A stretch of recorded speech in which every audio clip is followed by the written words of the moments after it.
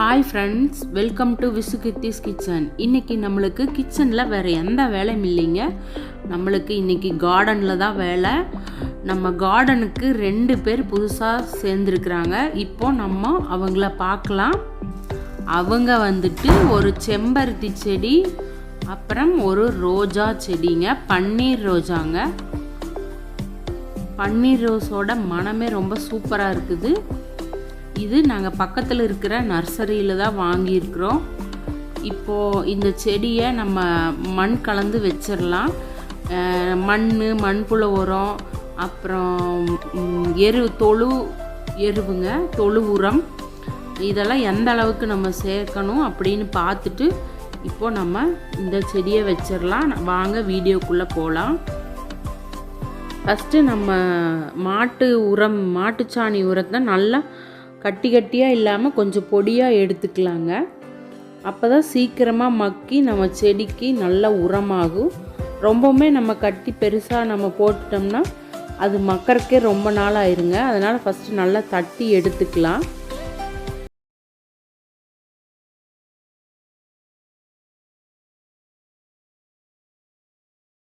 தட்டி எடுத்தாச்சுங்க. நம்ம காய்கறி செடி வைக்கும்போது அது குறுகிய கால செடி தான். அப்படி நம்ம செய்யும்போது நம்மளுக்கு 2 சட்டி மண்புழு உரம், 2 சட்டி தேங்காய் நார், 1 சட்டி செம்மண் கலவை எடுத்தால் போதுங்க. ஆனால் இந்த மாதிரி நீண்ட கால செடிகளுக்கு தொழு உரம், மாட்டு தொழு உரம் தாங்க ரொம்பவுமே அருமையான ஒரு வளர்ச்சி ஊக்கிங்க. இப்போ நான் மாட்டு தொழு உரம் 3 சட்டி எடுத்துருக்கிறேன். அப்புறம் செம்மண்ணும் நம்ம 3 சட்டி தாங்க எடுத்துக்கணும். நம்ம காய்கறி செடிங்கும்போது நம்மளுக்கு 1 சட்டி செம்மண் இருந்தால் போதும். ஆனால் நம்ம இதில் ரோஜா செடி வைக்கிறதுனால நம்ம 3 சட்டி செம்மண் எடுத்துக்கலாம். 3 சட்டி செம்மண் எடுத்துக்கிறேன் நான். அதாவது 1 சட்டி செம்மண் எடுத்திங்கன்னா 1 சட்டி தேங்காய் நார், அப்புறம் 1 சட்டி தொழு உரங்க, அந்த விகிதத்தில் தான் எடுத்துக்கணும். அடுத்து தேங்காய் நார் 3 சட்டிங்க.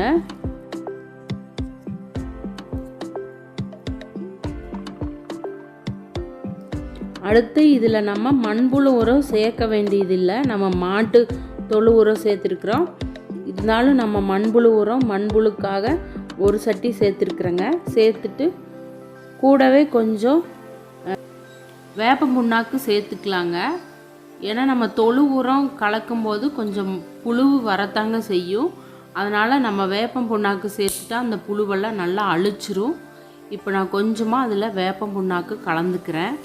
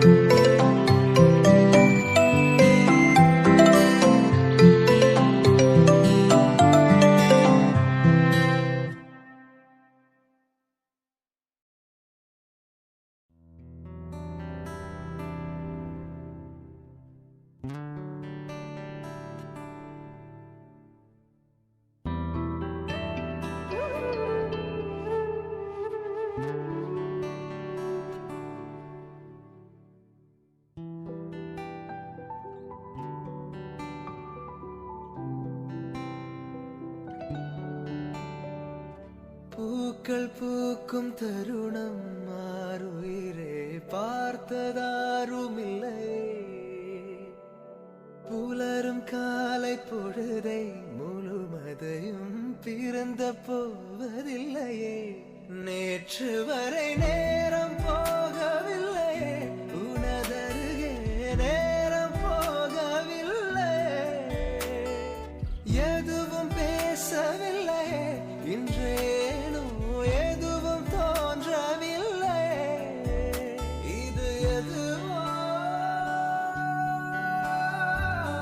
இரவும் விடியவில்லை, அது விழுந்தால் பகலும் முடியவில்லை. பூந்தளிரே நம்ம பூச்செடியெல்லாம் வச்சு ஒரு 1 வீக்குக்கு அப்புறங்க நாங்கள் இந்த மாதிரி ஒரு ஸ்டாண்டு ஆர்டர் பண்ணி சொல்லி செஞ்சுட்டோம். ஏன்னா கீழே க்ளீன் பண்ணுறதுக்கு ரொம்ப ஈஸியாக இருக்குன்ட்டு இந்த மாதிரி ஒரு ஸ்டாண்டில் நாங்கள் தூக்கி வச்சாச்சு. இன்றைக்கி வந்துட்டு புதினா நல்லா வளர்ந்துருச்சு. இன்றைக்கி புதினா அறுவடை பார்க்க போகிறோம். நம்ம கார்டன்லே ஃபஸ்ட்டு அறுவடை இதுதானுங்க. புதினா நல்லா வளர்ந்துருச்சு, ரொம்ப சந்தோஷமாக இருக்குது.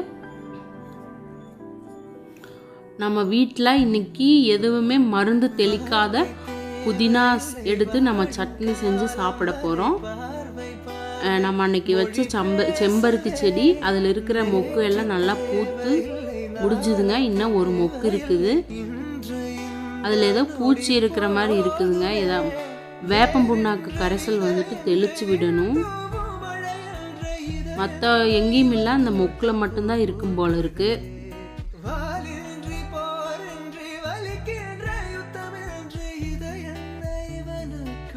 அடுத்து இது நம்ம வச்ச முட்டைக்கோஸ் செடி. முட்டைக்கோஸ் விதை போட்டது நல்லாவே வளர்ந்துருக்குதுங்க. இந்த ரோஸ் நான் இன்னைக்கு மறுபடியும் வாங்கிட்டு வந்தேன். இது வந்துட்டு ஒரு பிங்க் கலரில் லைட் பிங்க் கலர் ரோஸுங்க. இது வந்து அந்த ஊட்டி ரோஸ் வகையை சேர்ந்தது. அன்னைக்கு நம்ம வச்ச பன்னீர் ரோஜா எல்லாம் நல்லா சூப்பராக பூத்துட்ருக்குதுங்க. இது வந்துட்டு நம்ம பிரியாணி இலை செடிங்க. இதுவும் நான் இப்போ தான் வாங்கிட்டு வந்தேன். நம்ம பிரியாணிக்குள்ளே போடும் இல்லைங்களா அந்த இலை, அந்த செடிங்க.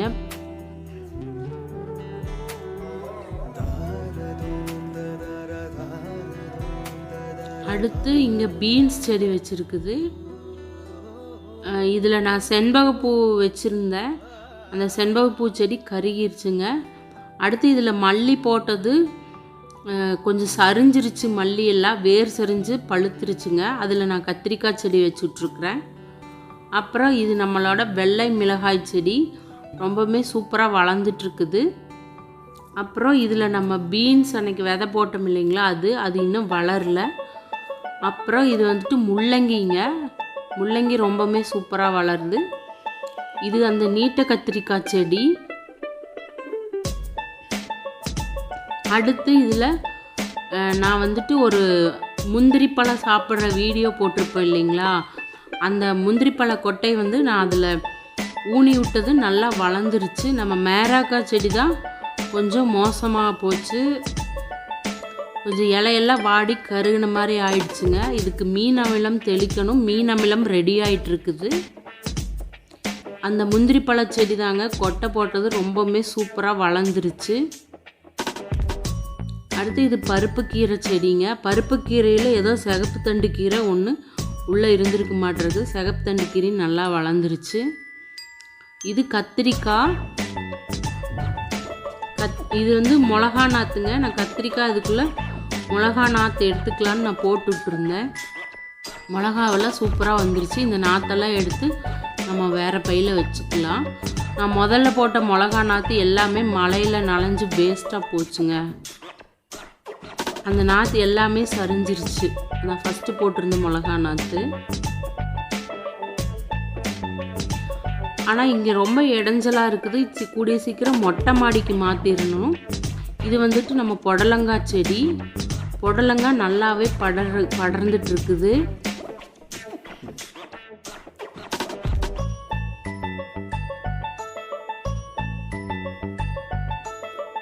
அப்புறம் இது நம்ம வச்ச ஆரஞ்சு மரங்க. ஆரஞ்சு மரம் நல்லாவே தளிர்த்து வருது. ஆனால் இந்த பூச்சி இலையெல்லாம் சாப்பிட்ருதுங்க. இதுக்கு என்ன பண்ணுறதுன்னு தெரியல. வேப்பம் புண்ணாக்கு கரைசல் நம்ம தெளிச்சு விடலான் இருக்கிறேன். பூச்சி நல்லாவே இலையெல்லாம் சாப்பிட்ருது. நல்லா தளைஞ்சு வருது, திரும்ப பூச்சி சாப்பிட்ருதுங்க. இது வந்து கத்திரிக்காய் செடி. கத்திரிக்காய் செடியில் நிறைய பூவு காய்க்கிறதுக்கு ரெடியாக இருக்குது. இதில் நல்லா பூ காய்ச்சிருக்குதுங்க. இது கத்திரிக்காய் செடியில் ஏதோ ஒரு பாவக்காய் இருந்து அது முளைச்சிருச்சு. அதை நான் அப்படியே பக்கத்தில் இருக்கிற கம்பியில் படர விட்டுருக்குறேன்.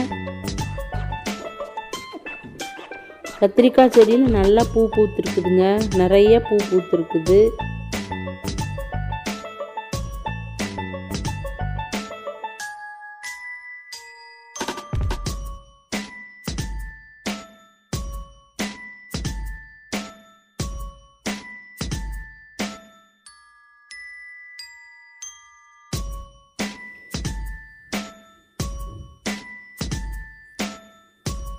அடுத்து அங்கே தனியாக ஒரு பேக் இருக்குது. அது என்னன்னு பார்த்துடலாம். இங்கே நம்ம சொரக்காய் செடி தாங்க வச்சுருக்குறோம். நான் சொரக்காய் செடி 3 விதை போட்டிருந்தேன். 3மே நல்லா முளைச்சிருச்சு. இந்த பேகும் நல்லா பெரிய பேகு தாங்க, 18க்கு 18 சைஸு. அதனால் நான் செடி 3யுமே விட்டுட்டேன்.